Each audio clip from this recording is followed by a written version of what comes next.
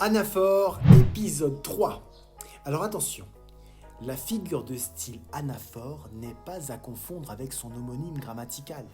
En grammaire, une anaphore c'est un mot ou un syntagme, donc un groupe de mots qui, dans un énoncé que tu vas traiter, que tu vas analyser, va assurer une reprise sémantique d'un précédent segment appelé antécédent. Reprise sémantique de l'antécédent, reprise sémantique de l'antécédent, reprise sémantique de l'antécédent, reprise sémantique de l'antécédent, reprise sémantique de l'antécédent, reprise sémantique de l'antécédent, reprise sémantique de l'antécédent, reprise sémantique de l'antécédent. Oui, mais pourquoi est-ce que ça existe? Pourquoi on nous complique la vie comme ça? Pourquoi est-ce que ça existe? L'anaphore permet de faciliter la lecture ou la compréhension d'un énoncé. C'est par cette continuité qu'on va être en mesure de mieux comprendre le sens d'une phrase. Alors que précédemment, je t'ai bien expliqué que l'anaphore, c'était purement et simplement de la répétition, ici en grammaire, l'anaphore permet d'éviter la répétition lexicale. D'abord, je vous propose une définition. Donc, un champ lexical, c'est l'ensemble des mots qui se rapportent à une même notion, c'est-à-dire en fait à un même thème. Exemple, Tarek n'avait pas de skateboard.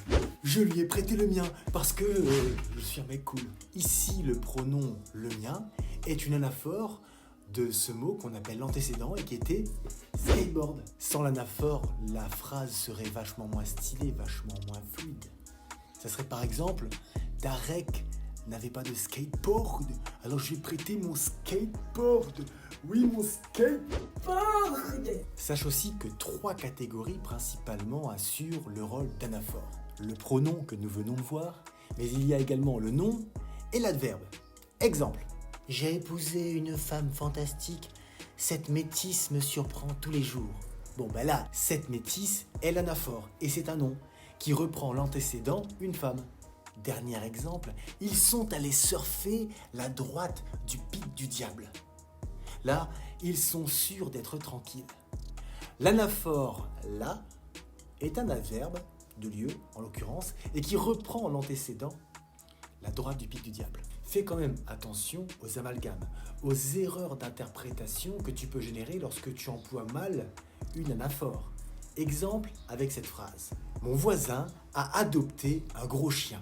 Il pue en plus d'être méchant. À ton avis, c'est le chien ou ton voisin qui pue et qui est très méchant?